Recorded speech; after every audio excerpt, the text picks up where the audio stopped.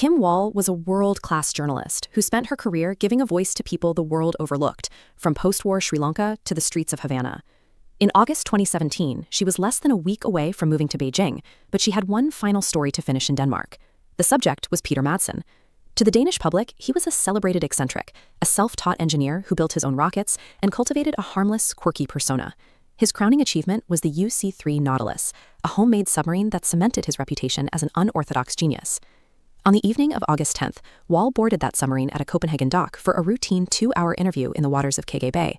By the next morning, the vessel was found rapidly taking on water. The submarine sank into the sea, and while Madsen was pulled from the water by rescuers, Kim Wall was nowhere to be found. A missing journalist, a sunken vessel, and a lone survivor. The investigation would now hinge on whether the inventor's public persona matched the reality of what happened beneath the waves. When Wall failed to return home that night, her boyfriend alerted the authorities. The search ended early the next day when the Danish Navy spotted the sinking submarine. Once rescued, Madsen claimed the interview had ended normally. He told investigators he had dropped Wall off safely on a Copenhagen island hours into the trip. Forensic analysis of the submarine's hull proved Madsen deliberately sabotaged his vessel by manually opening valves to flood the chambers. Furthermore, mapping his claimed path yielded 0 witnesses, camera footage, or geographic evidence of a drop-off. 11 days later, the search took a grim turn. Parts of Wall's dismembered body began washing ashore along the coastline near Copenhagen. The deliberate destruction of the crime scene and the discovery of the remains suggested a coordinated effort to erase the physical reality of the interview. Forensic analysis of the remains provided a concrete timeline of the violence. Multiple stab wounds and lung damage indicated that Wall had been strangled or her throat had been cut while she was still alive. DNA testing and blood traces found inside the recovered submarine conclusively linked the fatal attack to the interior of the vessel. Faced with this evidence, Madsen changed his story again. He claimed a heavy metal hatch had accidentally fallen and killed Wall instantly, and that he had only dismembered the body in a moment of panicked desperation. When the case reached trial in March 2018, prosecutors moved to dismantle the accident defense. A timeline of the submarine's preparation shows Madsen had unusual tools aboard, like saws and straps, just before Wall arrived. This premeditation mirrored his digital records, where investigators recovered extreme, violent videos, establishing a clear sexual motive. On April 25, 2018, the judge delivered the verdict: guilty of murder, of sexual assault, and indecent handling of a corpse. Peter Madsen was sentenced to life in prison. The forensic data and digital records stripped away the eccentric inventor persona, leaving behind the profile of a calculated, predatory killer. 2 years into his sentence, in October 2020, Madsen attempted a final, theatrical bid for control by escaping from Herstedvester prison. He briefly escaped by threatening guards with a pistol and an explosive device strapped to his chest, though police surrounded and apprehended him within the hour. The bomb was a fake, constructed from harmless decoy materials. It was a final act of manipulation, designed to force the world to react to a fabricated narrative. Madsen remains in custody today, but the story ends with the work of Kim Wall. She spent her career in the world's overlooked corners, dedicated to uncovering hard truths. There is a tragic irony in her death.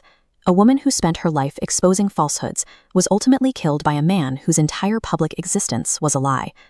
Kim Wall's story is a reminder that a stranger's carefully built reputation can be the ultimate tool for concealment. The most dangerous person in the room is often the one who has already earned the world's trust. Tucson, Arizona, the early hours of February 1st, 2026. In the pre-dawn quiet, a violent disruption is unfolding inside a home on the outskirts of town. Nancy Guthrie is 84 years old. To the rest of the country, she is the mother of NBC Today Show co-anchor Savannah Guthrie. By tomorrow morning, her name will be at the center of a national manhunt. When the sun comes up, Nancy is gone. First responders arrive to find a chilling scene: drops of blood staining the front porch and an empty house. They also find a blind spot. The one piece of technology that should have recorded the intruder, a Google Nest doorbell camera, has been ripped from its mount and stolen. Stealing the camera means the perpetrator took the only objective record of the crime. This immediately elevates the situation from a standard missing persons search to a complex digital mystery. The missing hardware is the least of law enforcement's problems. The real issue lies in the account settings. Nancy Guthrie did not have a paid cloud subscription for her security system. Without a subscription, footage stays in a temporary buffer. Once full, servers automatically overwrite the oldest video. While officers search for Nancy, a silent countdown runs. The data block holding February 1st inches closer to deletion. Investigators are fighting two battles at once. They are hunting an abductor in the real world and racing an automated script in the cloud that is actively erasing their evidence. But right when speed is the only thing that matters, the investigation stalls. A full 4 days pass before federal agents are fully integrated into the case. The reason for that gap depends on who you ask.